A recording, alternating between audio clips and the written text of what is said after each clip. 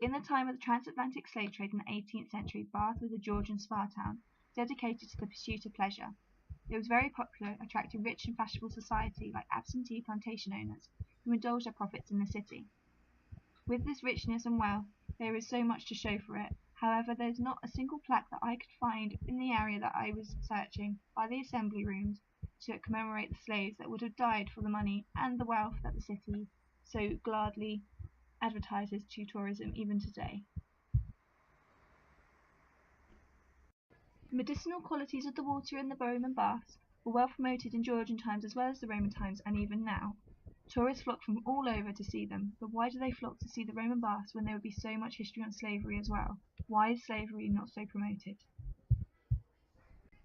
In 1832, 22nd of October, a meeting was held in the Assembly Rooms in Bath to petition for the speedy and total abolition of slavery. It was fully attended, and the Bishop of Bath and Wells opened the proceedings, where he maintained that slavery is opposed to the whole tenor and spirit of Christian code.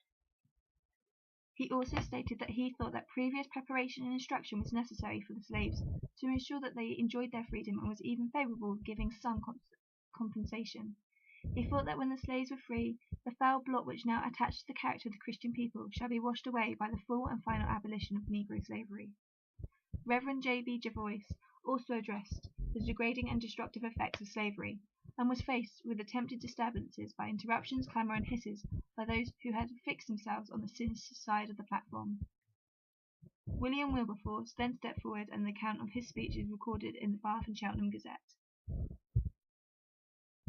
Wilberforce asked those before him, "How could I but wish once more to raise my feeble voice, and however faintly to advocate that good cause for which I have so often pleaded, for the success of which my heart will never cease to feel deeply, to the latest moment of my rational existence."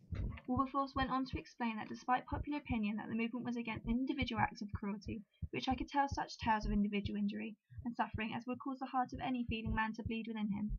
But it is a system we wish to change. It has always been our charge with that the slaves, generally speaking, are overworked and underfed. He then went on to say, "I am ashamed thus to dwell on bodily grievances of the slave. Great as they are, comparatively speaking, they are the least of his injuries. The negroes are our fellow creatures, immortal beings like ourselves."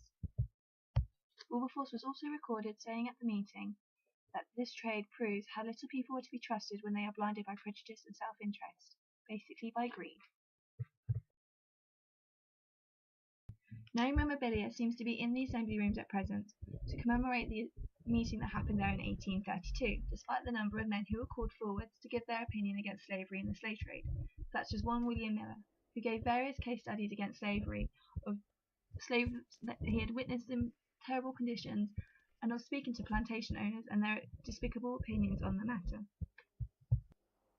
Only few paintings remain in the Assembly Rooms, and those that are there are of men from the 18th and 19th centuries, but none of them of the men that attended the meeting in the Assembly Rooms in 1832.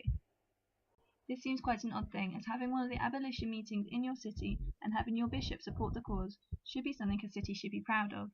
Instead, the Assembly Rooms focuses on the Fashion Museum and not anything that really happened in the Assembly Rooms, to make it built, what happened in there, or anything like that.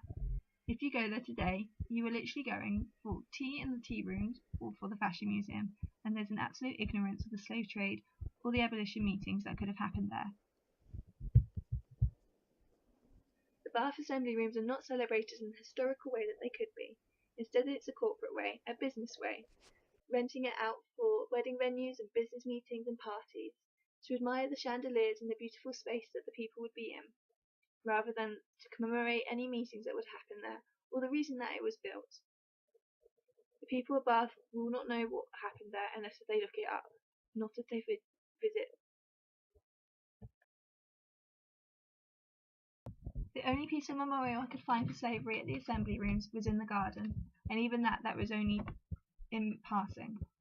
It's the statue given to Arthur Phillips, who lived in Bennett Street opposite the Assembly Rooms. It bears the immemorial and inscriptions of the man who was sent to Australia. The only part that mentions any slavery at all is that Phillips was quoted saying, "There will never be any slavery in this land," and the statue is mostly to praise him.